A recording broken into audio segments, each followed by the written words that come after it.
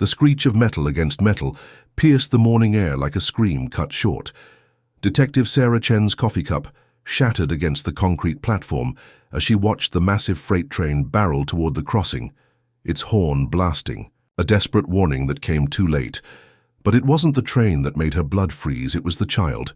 A little girl, maybe 6 years old, stood frozen in the center of the tracks, her backpack straps tangled in the metal rail. Her mouth was open in a silent cry, eyes wide with the kind of terror that steals breath and paralyzes limbs. The crossing gates had malfunctioned, stuck halfway down, their warning bells creating a cacophony that drowned out everything except the approaching thunder of steel wheels. 50 yards, 40, 30. Sarah's legs moved before her mind caught. Up, but she knew, even as she sprinted across the platform, even as she screamed for help, that she wouldn't make it. The mathematics of distance and velocity were cruel and absolute. That's when she saw him. A blur of golden fur launched from the shadows beneath the station overpass. Rex, the department's washed-up K9, the dog everyone said was past his prime, the one they'd forced into retirement after what happened in the warehouse district. The dog that hadn't worn his badge or harness in 8 months. He moved like lightning given form, like every ounce of training and instinct had been compressed into pure purpose. His paws barely seemed to touch the gravel as he closed the distance. Between himself and the child in heartbeats that felt like hours, the train's horn shrieked again, closer now. 20 yards, 15. Rex reached the girl just as the locomotive's shadow fell across them both. But instead of grabbing her and pulling her clear, the obvious rescue, he did something that made Sarah's heart stop. He positioned himself between the child and the oncoming train, planted his feet, and began to bark. Not the aggressive bark of an attack dog, but something else entirely. Something desperate, something that sounded almost like a warning. To the train. The engineer's face appeared in the locomotive window, eyes wide with horror as he saw what was unfolding. His hand slammed down on the emergency brake, sending sparks cascading from the wheels like deadly fireworks. But momentum is a cruel master, and thousands of tons of steel don't stop on command.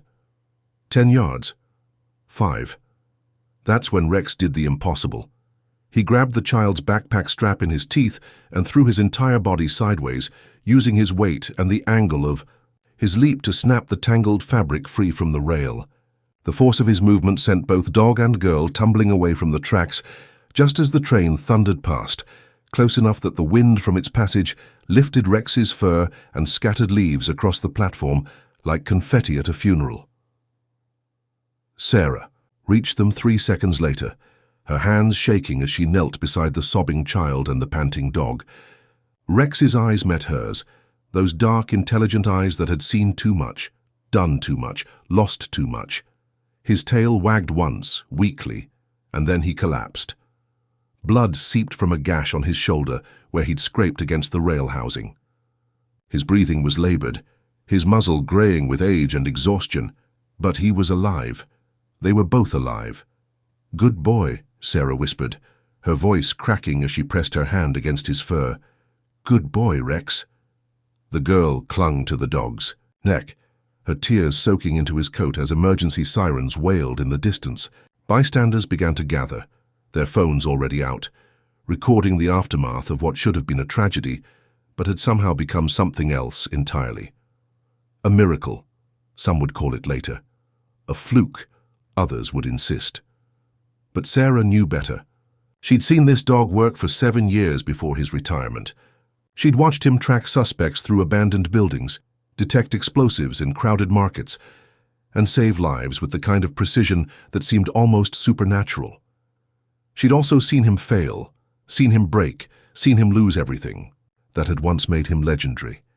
Yet here he was, retired and forgotten, mocked by rookies who didn't understand what he'd once been capable of. Here he was, saving a life with the same dedication he'd shown when he wore his badge with pride. As the paramedics arrived and began checking the child for injuries, Sarah stayed with Rex. Her fingers found the scar on his left ear, a reminder of the night that had ended his career, the night that had broken both their hearts and shattered their partnership forever, the night she'd failed him just as completely as he'd saved this child. "I'm sorry," she whispered, knowing the words were 8 months too late, but needing to say them anyway. "I'm so sorry, boy." Rex's eyes fluttered open at the sound of her voice. For a moment she saw a flash of the dog he used to be, alert, proud, unbreakable. Then the weight of memory settled over both of them like a shroud, and she remembered why this heroic moment felt so much like a ghost returning to haunt them both. Because the last time Rex had tried to save someone, everything had gone wrong. The last time Rex had trusted her to have his back, she'd let him down. The last time they'd worked together as partners, it had ended in blood and betrayal and the kind of headlines that destroyed careers and broke hearts. But that was 8 months ago. This was now. And somehow, despite everything that had gone wrong between them, despite all the pain and regret and professional ruin, Rex had done what Rex always did. He'd saved a life, even if it might cost him his own. 8 months earlier. The warehouse district at 3 in the morning was a maze of shadows and silence, broken only by the distant hum of highway traffic and the occasional skitter of rats across broken concrete. Detective Sarah Chen adjusted her tactical vest and checked her service weapon for the 3rd time in 10 minutes, a nervous habit that Rex had long since learned to ignore. He sat at her left side, perfectly still except for the subtle tilt of his ears that told her he was cataloguing every sound, every scent, every potential threat in their environment. 7 years they'd been partners, and she could read his body, language better than most people could read facial expressions. Right now, Rex was telling her that something was off. "Intel says the dealers use the northeast corner," whispered Detective Mike Torres, Sarah's human partner for this operation. "2 suspects, possibly armed, definitely dangerous." Sarah nodded, but kept her attention on Rex. The German shepherd's nose twitched almost imperceptibly, and his dark eyes remained fixed on a point roughly 30 degrees to their left, the exact opposite direction from where they were supposed to be heading.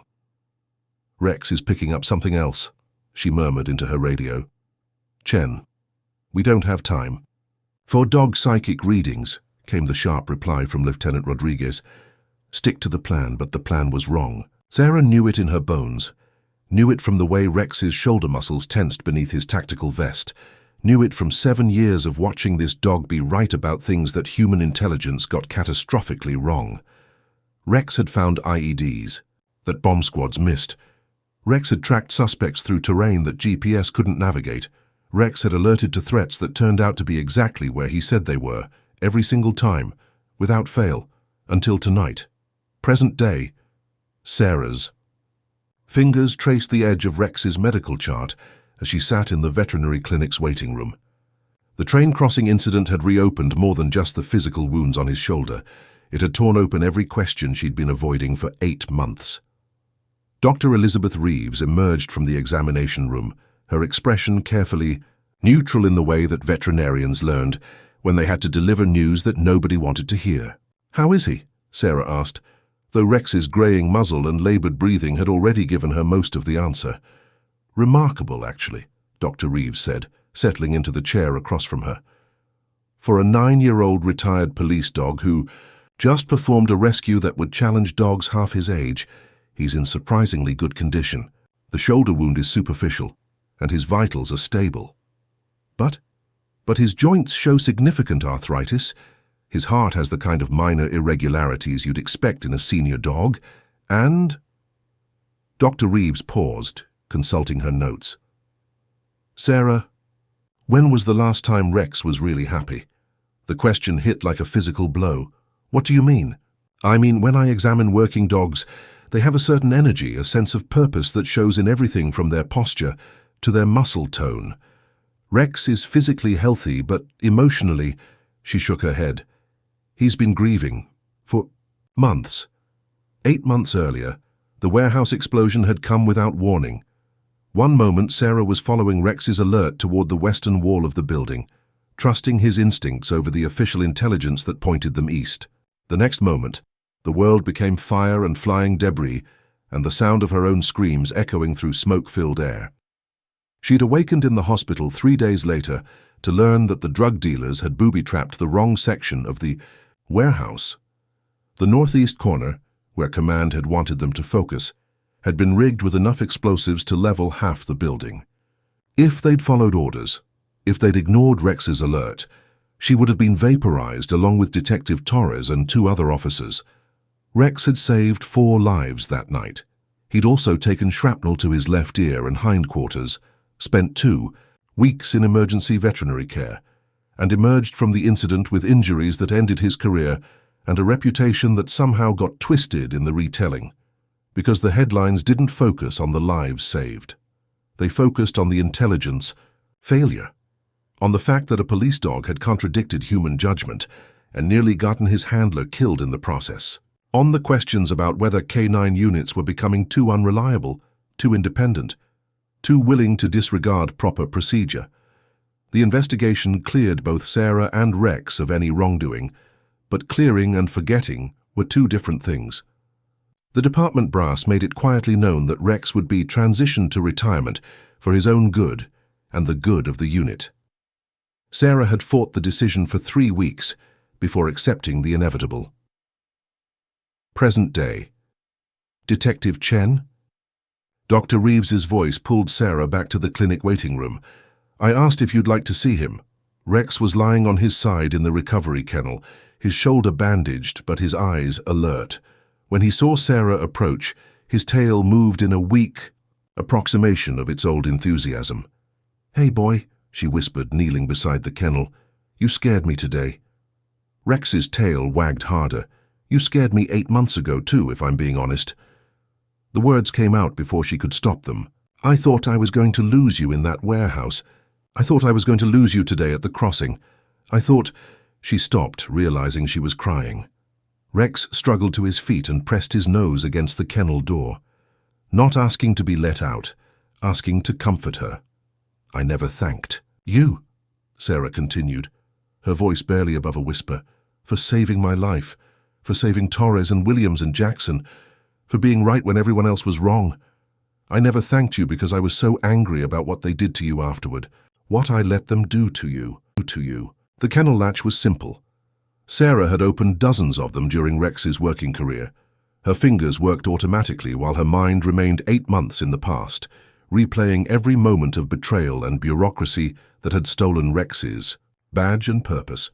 The kennel door swung open, and Rex stepped out slowly, favoring his injured shoulder but moving with the dignified grace that had always marked him as special. He sat directly in front of Sarah and placed one paw on her knee. An old gesture from their working days, his way of saying, I'm here and I'm ready and we're partners. I know you are, Sarah said, understanding the message as clearly as if he'd spoken. I know you're ready, I just don't know if I am. Because the truth she'd been avoiding for 8 months, wasn't just that Rex had been forced into retirement. It was that she'd been relieved when it happened. Relieved to not have to worry about getting him killed. Relieved to not have to make life or death decisions based on a dog's instincts that she trusted more than her own judgment. Relieved to not have to choose between following orders and following her heart. The warehouse incident had proven that Rex was still the best K9 she'd ever worked with. It had also proven that the world wasn't ready for that level of independence and intelligence in a partner they couldn't fully control. Today, at the train crossing, Rex had once again proven that he was exactly who he'd always been, a dog who saved lives because that's what he was born to do, regardless of whether he wore a badge or carried the official blessing of the department. The question that remained was simple and terrifying. What was Sarah going to do about it? The news vans arrived before Sarah finished filling out the incident report. By 6 that evening, the train crossing rescue had become the lead story on 3 local networks and was trending on social media under hashtags like Yars Hero K9 and Arsh Train Crossing Miracle. Sarah's phone buzzed with interview requests from reporters who somehow made retired police dog saves child sound both heartwarming and vaguely suspicious. Detective Chen, Channel 7 News. Can you comment on whether the department has plans to reinstate Rex to active duty? Detective Chen, is it true that Rex was forced into retirement due to behavioral issues? Detective Chen, was today's rescue staged as some kind of publicity stunt? Sarah declined all interviews and drove Rex home to her small house in the suburbs where they'd been living together since his retirement, an arrangement that had started as temporary foster care and evolved into something neither of them had expected. Partnership. Again. Different from before, unmarked by badges or official protocols, but partnership nonetheless. Rex settled onto his favorite spot on the living room rug, a patch of worn carpet that had molded itself to his body over 8 months of careful positioning. He was still favoring his injured shoulder, but his eyes remained alert, tracking Sarah's movements with the focused attention of a dog who'd spent 7 years reading human body language for signs of danger. Sarah made coffee and tried to process what had happened. Not just the rescue, that part made sense. Rex was a trained police dog with thousands of hours of emergency response conditioning. Saving lives was literally what he'd been bred and trained to do. What didn't make sense was the timing. Rex hadn't shown that level of energy or purpose since his retirement. For 8 months, he'd been a sweet, well-behaved house dog who napped in sunny patches and greeted Sarah's return from work with mild enthusiasm. A shadow of his former self, content but not driven. Today, for those crucial minutes at the train crossing, he'd been his old self again. Alert, decisive, uncompromising in his commitment to protecting innocent life. The question was, why now? Sarah's laptop chimed with an email from Lieutenant Rodriguez. Chen, need to see you tomorrow, 0800. Bring the dog. She stared at the message, trying to decode the subtext. The department had been nothing but professional during Rex's retirement, but professional in the way that institutions were professional when they wanted to forget uncomfortable truths as quickly as possible. Rex's head lifted from his paws, his ears pricked forward in response to a sound Sarah couldn't hear. She followed his gaze toward the front window, where the evening shadows were deepening into full darkness. Nothing visible, but Rex's nose was working, his body tension shifting from relaxed to alert in the space of a heartbeat. "What is it, boy?" Rex stood and padded to the window, his movements careful but purposeful. He sniffed at the glass, then looked back at Sarah with an expression she remembered from their working days, the look that meant something's not right. Sarah joined him at the window, peering out at her quiet suburban street. Porch lights glowed at regular intervals. A few neighbors were visible through their own windows, going about their evening routines. Everything looked exactly as it should. But Rex's body language told a different story. The German Shepherd positioned himself between Sarah and the window, not aggressively but protectively. His tail wasn't wagging. His ears remained forward and focused. Every line of his body suggested he was prepared to respond to a threat that she couldn't detect. "Is someone out there?" Sarah asked, though she felt foolish asking a question that Rex couldn't answer with words. His response was to move to the front door and sit in the alert position, spine straight, attention focused, ready for whatever command might come next. It was the first time since his retirement that Rex had demonstrated that level of tactical awareness in a non-emergency situation. Sarah checked the locks, drew the curtains, and tried to convince herself that 8 months of comfortable domesticity hadn't made her paranoid. Rex was a retired police dog. His instincts were probably just rusty, throwing false alarms the way old joints threw phantom pain. But those instincts had saved 4 lives. In a warehouse 8 months ago. They'd saved a child's life that morning. False alarms weren't really in Rex's repertoire. Her phone rang at 9:30. Unknown number. "Detective Chen? This is Margaret Foster from Channel 4 News. I was hoping we could discuss your K9 partner and some questions that have come up about his service record." "I'm not giving interviews," Sarah said, reaching for the disconnect button. "Wait, Detective, I think you'll want to hear this. I've been researching police K9 programs for a documentary, and Rex's case file contains some unusual elements that might interest you." Sarah's thumb hovered over the phone. "What kind of unusual elements?" "The warehouse incident 8 months ago. The official report lists it as an intelligence failure, but there are inconsistencies in the timeline that suggest the line went dead." Sarah stared at her phone, waiting for the call to reconnect. When it didn't, she tried calling the number back. Straight to voicemail. Rex had moved from the front door to the back door, his alert posture unchanged. Whatever he'd detected earlier was still out there, Still worth watching. Sarah tried to convince herself that the dropped call and Rex's behavior were unconnected coincidences. Reporters lost cell signals all the time. Dogs got anxious about unfamiliar sounds in their territory, but her police training had taught her to be suspicious of coincidences, especially when they involved cases that had ended careers and raised uncomfortable questions about institutional decision-making. She pulled out her laptop and accessed the department database, scrolling through Rex's service record for details she might have missed during the emotional chaos of his retirement. 7 years of commendations, successful operations and exemplary performance evaluations. No red flags, no concerns, no indication that anyone had ever questioned his reliability or judgment until the warehouse. The incident report was exactly as she remembered, straightforward, factual, cleared of any wrongdoing. But Margaret Foster was right about the timeline. Sarah had never noticed it before, but the timestamps didn't quite align with her memory of that night. According to the official record, Rex had alerted to the western wall at 0247 hours. The explosion had occurred at 0251 hours, 4 minutes between alert and detonation. But Sarah's memory was crystal clear. Rex had alerted, she'd started moving toward his target, and the explosion had happened within 60 seconds. Maybe 90 seconds at the outside. The discrepancy was small enough to be a clerical error. It was also large enough to matter, because 4 minutes would have given the team time to evacuate the building before the explosion. 60 seconds had barely given them time to hit the ground and pray. Sarah closed the laptop and looked at Rex, who was still maintaining his vigil at the back door. "What do you know that I don't know?" she asked him. Rex's ears twitched at the sound of her voice, but his attention remained fixed on whatever lurked outside their quiet suburban evening.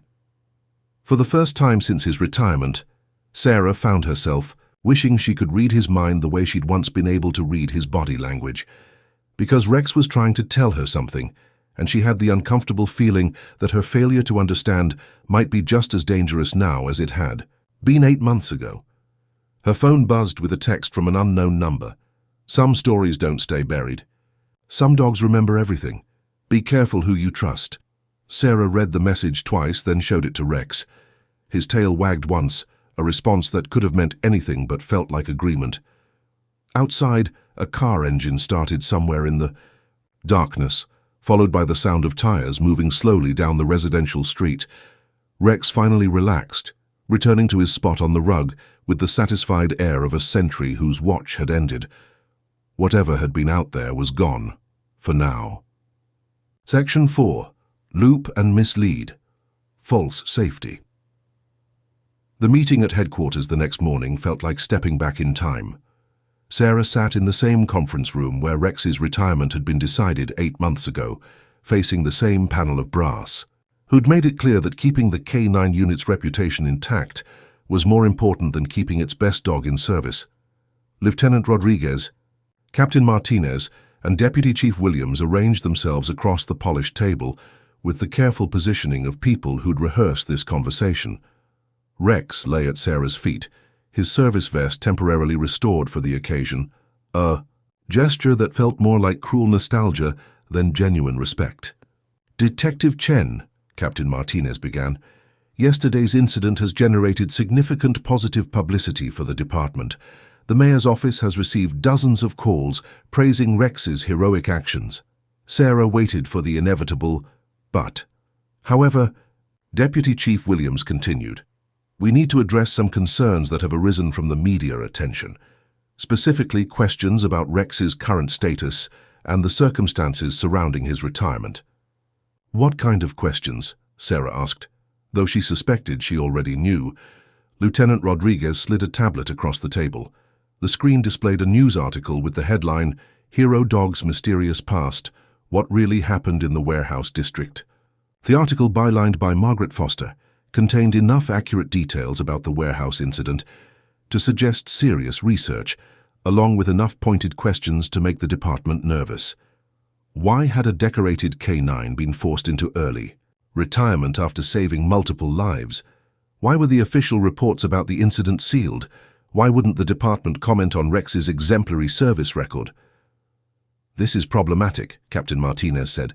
We can't have reporters digging into classified operations or questioning our personnel decisions. Rex saved a child's life yesterday, Sarah pointed out. Shouldn't that be the story?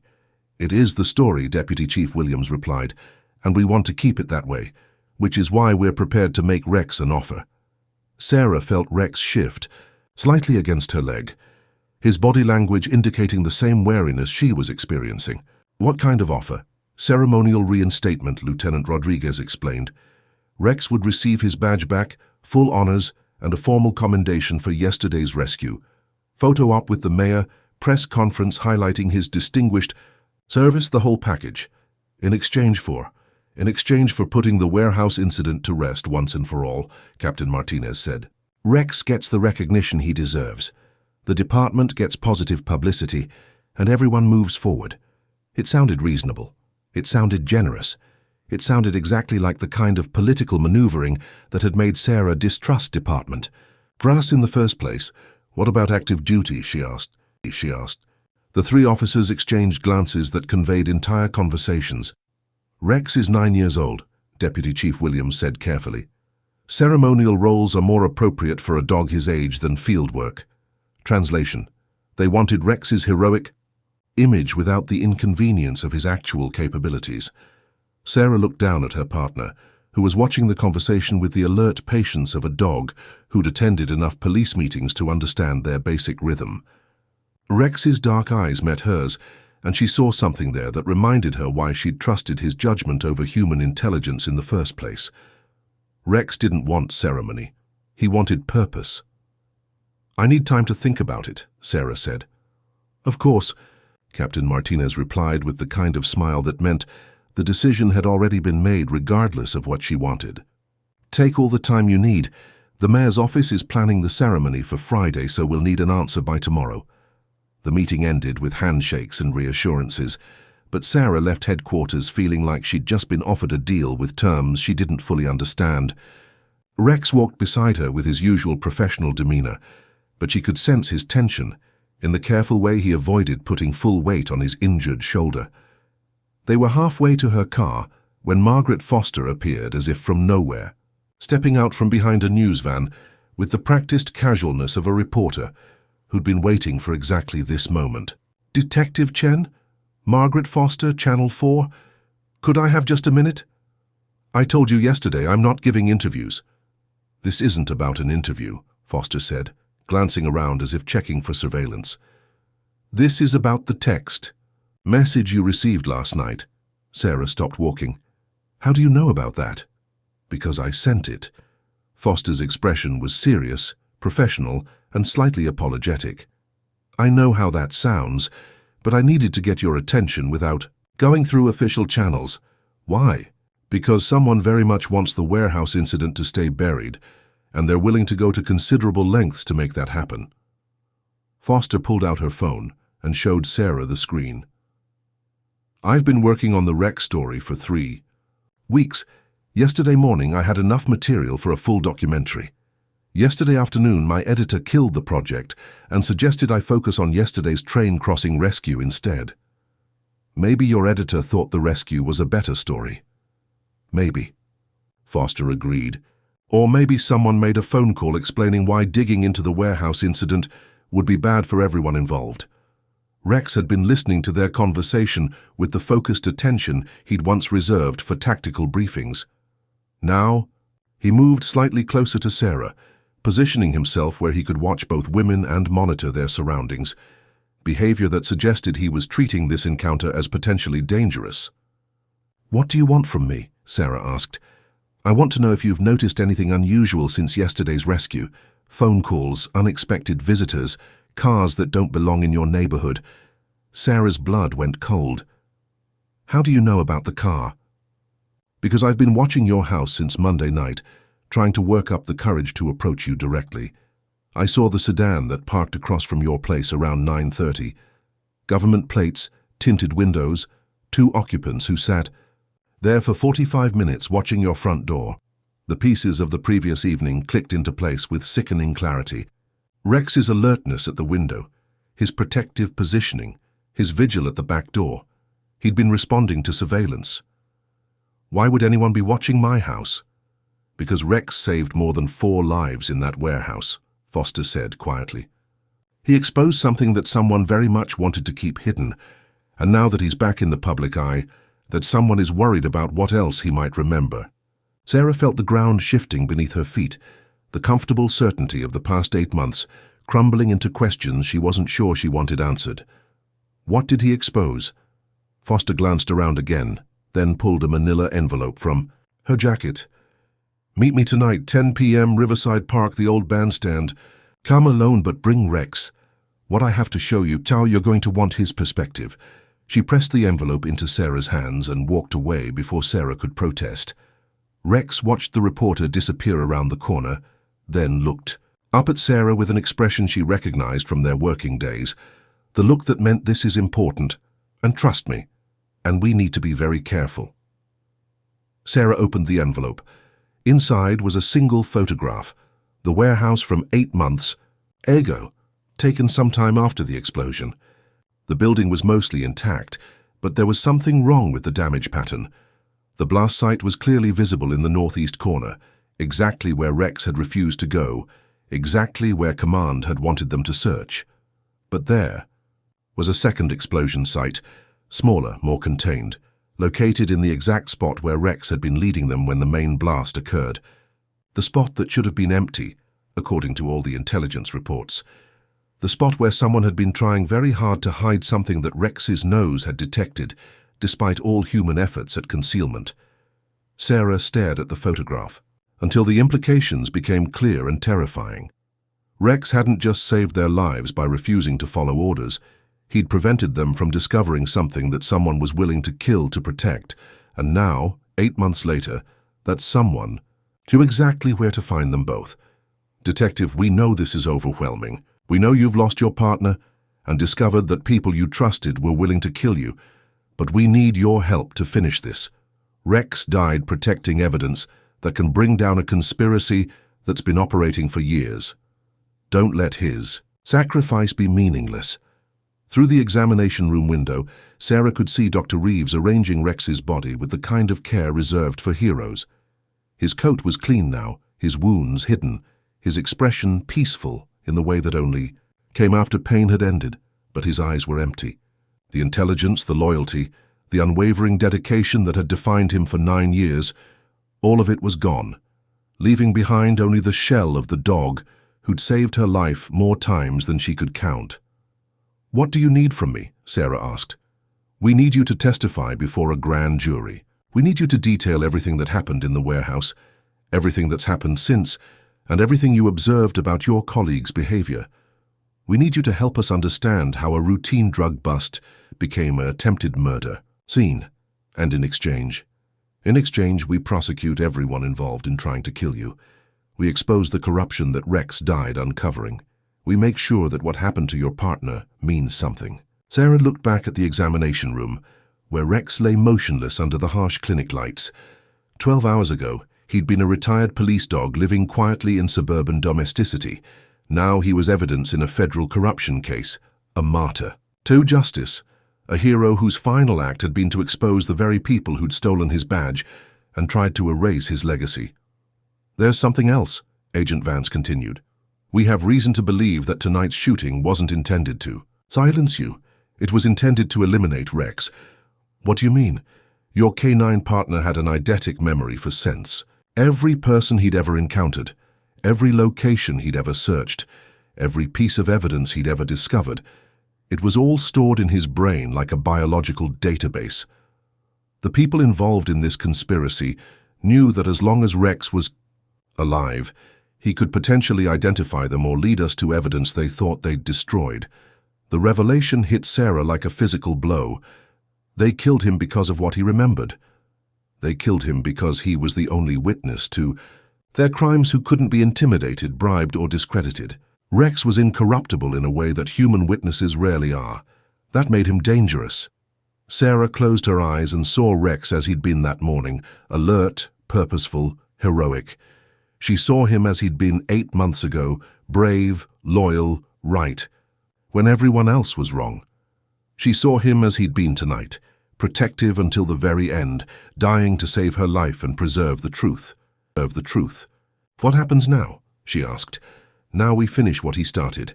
Now we make sure that a dog who spent his life serving justice gets justice in return. Margaret Foster appeared in the hallway, her laptop tucked under her arm and her expression grim but determined. Agent Vance. Ms. Foster, how are we proceeding? The story goes live in 6 hours. Full documentary, backed by federal sources, complete with the evidence Rex helped preserve. By morning, everyone will know what really happened. In that warehouse. Sarah stood up, feeling something shift inside her chest. Not healing. The Rex-shaped hole would never fully close, but something harder and more focused taking its place. Purpose. I want to see the evidence, she said. All of it. I want to understand exactly what Rex died protecting. Agent Vance nodded. We have a secure facility downtown. Everything is waiting for you there. And I want to write a statement about Rex, about what kind of partner he was, about what he meant to the people who knew him. Sarah's voice was steady now, carrying the kind of authority that came from absolute certainty.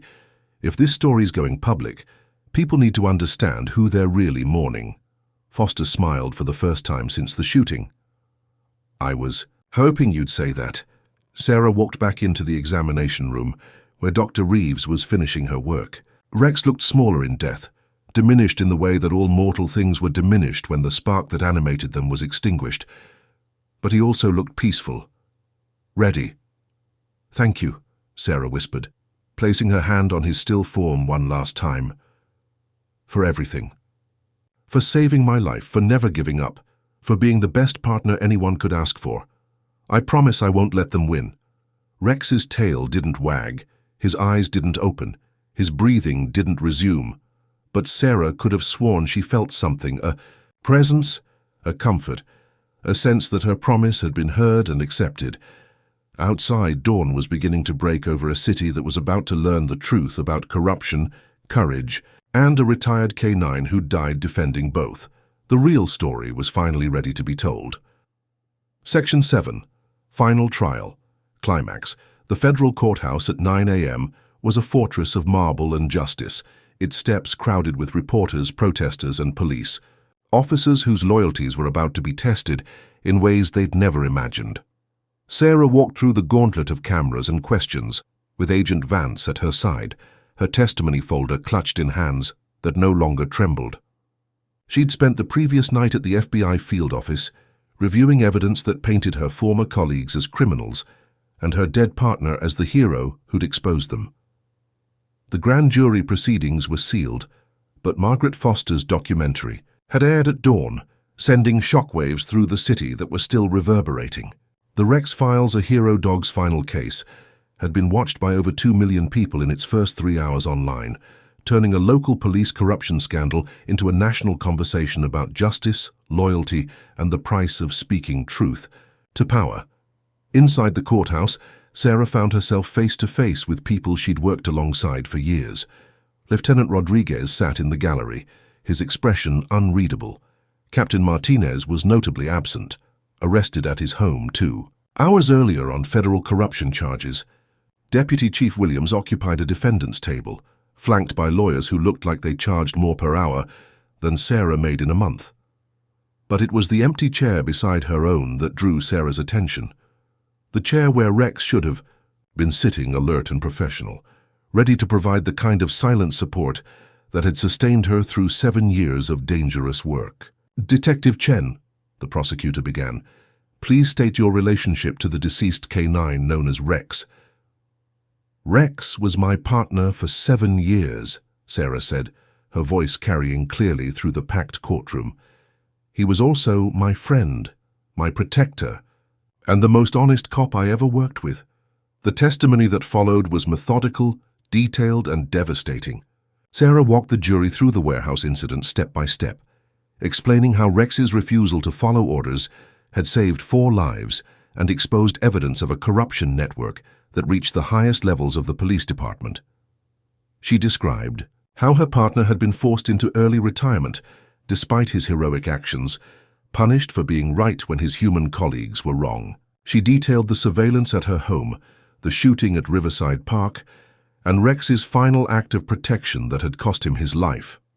Detective Chen, the defense attorney interrupted during cross-examination, isn't it possible that your emotional attachment to this animal has colored your perception of these events? Dogs don't have the cognitive capacity to understand complex criminal conspiracies. Sarah looked at the lawyer, a well-dressed man whose expensive suit couldn't hide the fact that he was defending people who'd murdered a police dog to cover their crimes. Rex had better judgment than most humans I've worked with, she replied, including the humans who tried to kill us both. The courtroom stirred at her response, but Sarah's attention was drawn to a disturbance near the back doors.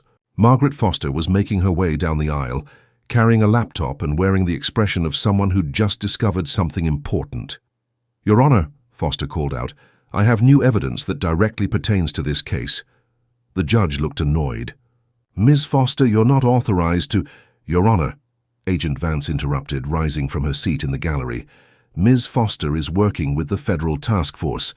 If she says she has new evidence, the court should hear it." What Foster revealed changed everything. The laptop contained Rex's final gift to the investigation, video footage from a security camera that no one had known existed. Hidden in the warehouse district, the camera had been recording activity at the building for months before the explosion, capturing detailed evidence of the corruption network's operations. But more importantly, it had captured the night of the explosion itself. The footage showed Rex and Sarah approaching the building at exactly the time indicated in the official reports.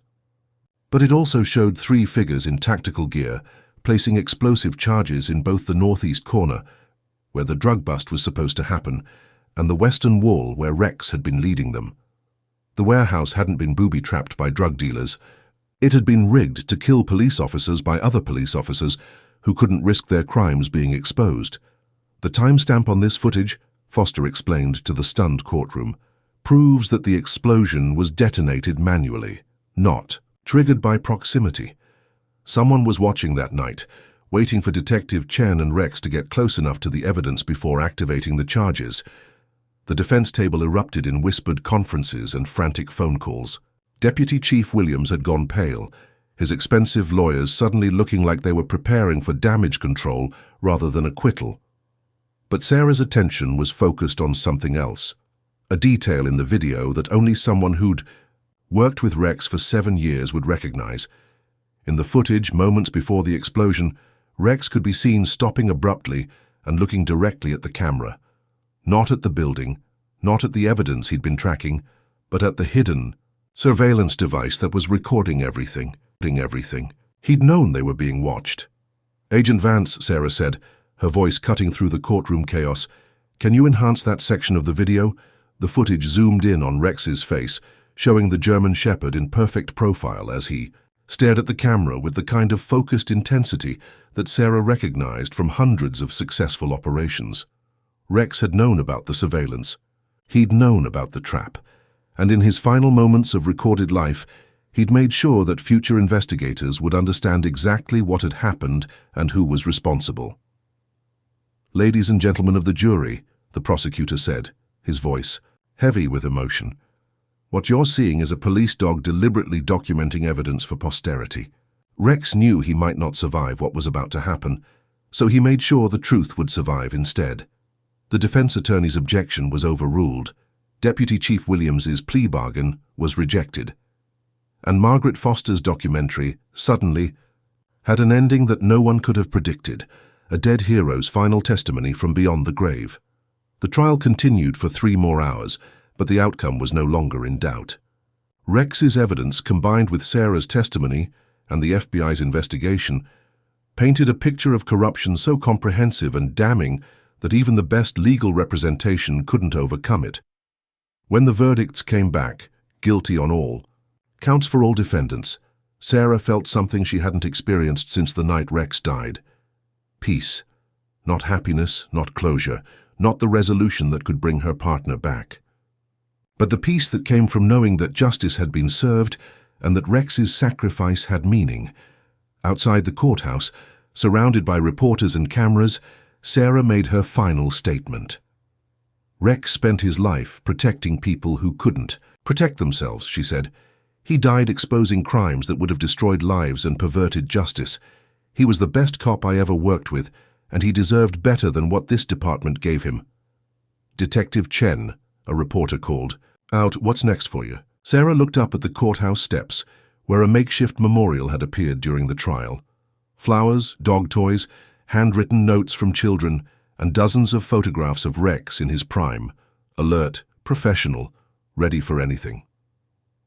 I'm going to make sure this never happens again, she said. I'm going to make sure that every K9 officer gets the respect and protection they deserve, and I'm going to make sure that Rex's story keeps being told until everyone understands what real loyalty looks like. The questions continued, but Sarah had said everything that mattered. Rex was gone, but his legacy would endure. The truth had won. Section 8. Resolution plus silent reflection 6 months later.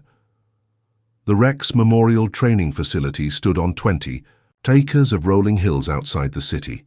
Its modern buildings and state-of-the-art equipment, funded by donations that had poured in from around the world after Margaret Foster's documentary went viral. Sarah walked the grounds in the early morning, light, watching young dogs and their handlers practice the skills that would one day save lives and expose truth. The facility bore Rex's name, but its mission was broader, training K9 units not just in detection and protection, but in the kind of independent thinking that had made Rex legendary. He would have loved this place, Dr. Reeves said, joining Sarah on her daily inspection tour. The veterinarian had left her private practice to become the facility's chief medical officer, ensuring that every dog received the kind of care that Rex had deserved. He would have insisted on better treat dispensers, Sarah replied, managing a small smile. 6 months of grief therapy had taught her that remembering Rex with humor wasn't disrespectful, it was essential. They paused at the memorial garden, where Rex's ashes rested beneath a simple granite marker. Rex, partner, protector, truth-teller, his nose for justice was unmatched. The garden was never empty. Visitors came daily, police officers, families Rex had helped, children who'd heard his story and wanted to leave drawings of dogs wearing badges, a steady stream of people who understood that heroes came in all forms, including four-legged ones with an unwavering commitment to doing what was right. Detective Chen, a young voice interrupted her thoughts. Sarah turned to see a girl of maybe 8 years old, accompanied by a woman who bore a striking resemblance to the child Rex had saved at the train crossing. I'm Emma, the girl said shyly. Rex saved my life. The woman stepped forward, her eyes bright with unshed tears. I'm Maria Santos, Emma's mother. We wanted to thank you and to meet the person who was Rex's partner. Sarah knelt. To Emma's level, recognizing in the child's eyes the same mixture of trauma and resilience that she'd seen in her own mirror for months. Rex would be very happy to know you're okay, Sarah said gently. Mama says he went to heaven, Emma replied. Do you think he's still protecting people there? The question hit Sarah with unexpected force. For 6 months she'd focused on Rex's legacy, his impact, his meaning to the world. She'd rarely allowed herself to imagine what came after, whether consciousness survived death, whether love transcended mortality, whether a dog who'd spent his life serving others might continue that service in whatever realm awaited good souls. I think, Sarah said carefully, that Rex is exactly where he's supposed to be, doing exactly what he was meant to do. Emma nodded solemnly, then pulled a folded piece of paper from her pocket. I drew this for him. The drawing was simple but heartfelt. A golden dog with a police badge standing beside a little girl at a train crossing. Above them, in a child's careful handwriting, Thank you for saving me, Rex. I love you. Sarah's vision blurred as she accepted the drawing. I'll make sure this goes in his memorial book. After the Santos family left, Sarah remained in the garden, holding Emma's drawing and thinking about the ripple effects of heroism. Rex had saved a child who would grow up knowing that courage came in unexpected forms. That child would tell her own children about the retired police dog who'd given everything to protect a stranger. The story would spread, generation by generation, a testament to the idea that doing right mattered more than following orders. Margaret Foster found her there an hour later, carrying coffee and the latest edition of her book about Rex's case. The K9 conspiracy had become a bestseller, with all proceeds funding police reform initiatives and animal welfare programs. "How are the corruption trials going?" Sarah asked. "Final sentencing next week. Williams got 12 years, Martinez got 8, and the whole network is finished." Foster settled onto the bench beside Sarah. 23 convictions total, all because of evidence that Rex helped preserve. He would have been proud. He should have been alive to see it. They sat in comfortable silence, watching the young dogs at play in the training yard. A German shepherd puppy, barely 6 months old, was already showing signs of exceptional intelligence and dedication. The trainers had named him Rex Jr., though Sarah suspected the original Rex wouldn't have approved of the grandiose title. Rex had never been interested in recognition or fame. He'd been interested in work, in purpose, in the satisfaction that came from using his gifts to make the world safer for people who needed protection. "I have something for you," Foster said, pulling an envelope from her jacket. It arrived yesterday. The letter was from the FBI director, formally thanking Sarah for her cooperation in the corruption investigation and offering her a position with the Bureau's K9 training program. The salary was substantial, the benefits comprehensive, and the mission perfectly aligned with everything she'd learned about the importance of properly supporting police dogs and their handlers. "Are you going to take it?" Foster asked. Sarah looked around the memorial facility, at the young dogs learning to be heroes, at the trainers learning to respect and protect their four-legged partners. This place existed because Rex had died exposing the truth. These dogs would have better lives because Rex's sacrifice had meaning. "I think my work is here," she said finally. "Making sure that what happened to Rex never happens to another police dog. He would approve. I hope so." As the sun climbed higher, Sarah walked to her car, pausing one last time at Rex's memorial stone. The granite was warm under her palm, heated by morning light that made the entire garden glow with peaceful radiance. "See you tomorrow, partner," she whispered, a ritual that had sustained her through 6 months of learning to live without her best friend. The drive home took her past the train crossing where everything had started. The crossing gates had been repaired, the warning systems upgraded, and a small bronze plaque installed on the platform. "In memory of Rex K9 hero, who reminded us that courage has many forms." Sarah pulled over and read the plaque for the 100th time, still finding comfort in the simple acknowledgement of her partner's final act. Commuters hurried past on their way to work, most of them unaware of the drama that had unfolded here, of the life saved and the life lost and the justice that had emerged from both. But some knew. Some remembered. Some understood that the world was safer because a retired police dog had refused to let a child die on his watch. That evening, Sarah sat in her living room, the same room where Rex had spent 8 months learning to be a pet, instead of a protector. His favorite spot on the rug remained empty, marked now by a small framed photograph of him in his prime, alert, professional, utterly committed to the work that defined him. Her phone buzzed with a text from Agent Vance. "Thought you'd want to know. The corruption investigation has expanded to 3 other states. Rex's evidence is helping clean up departments across the country." Sarah smiled, imagining Rex's satisfaction at knowing his work continued to bear fruit months after his death. He'd always been a dog who understood that justice was bigger than any single case, any individual victory, any personal recognition. Outside, night settled over the suburban neighborhood where Rex had spent his final months. The same streets he'd patrolled with his nose and instincts, the same houses he'd protected with his presence, the same community that had learned to love a hero in retirement. Sarah opened her laptop and began typing her daily entry in the memorial. Website's journal section, a practice that helped her process grief while sharing Rex's story with people around the world who'd been touched by his courage.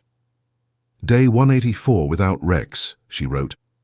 "Today I watched young dogs learning to be heroes, saw a child he saved growing up strong and brave, and received confirmation that his final case continues to serve justice across the country. I think he would be pleased with how his story is unfolding. I know I'm honored to have been part of it. She uploaded Emma's drawing to accompany the entry, then closed the laptop and sat in the quiet darkness of her living room. For the first time since Rex's death, the silence didn't feel empty. Felt peaceful, like the kind of rest that came after important work had been completed, after promises had been kept, after love had been properly honored. Tomorrow would bring new challenges, new dogs to train, new handlers to educate about the sacred responsibility of working with K9 partners. But tonight, Sarah could rest in the knowledge that Rex's legacy was secure, his story was being told, and his sacrifice had meaning that would endure long after the pain of losing him had faded. In the photograph on the side table, Rex's eyes seemed to shine with approval. Good girl, they seemed to say. Good work, good partner. Outside, a gentle rain began to fall, the kind of soft precipitation that nourished gardens and washed the world clean for tomorrow's possibilities. Sarah closed her eyes and listened to the rain, remembering a retired police dog who'd spent his final day saving lives and exposing truth, and feeling grateful beyond words that she'd been chosen to witness such grace in action. Rex was gone, but his story would live forever, and sometimes, in the quiet moments, between grief and healing, that felt like enough.